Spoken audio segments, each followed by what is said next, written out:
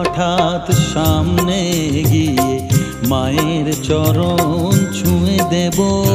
ভেব না হঠাৎ সামনে গিয়ে মায়ের চরণ ছুঁয়ে দেব। দূর থেকে শুধু চোখের জলেতে মার রাঙা পা ধুয়ে দেব। শুধু আরতি যখন করবে মার পূজা দীপ তুলে ধরবে। আরতি যখন করবে মার পূজা দীপ তুলে ধরবে।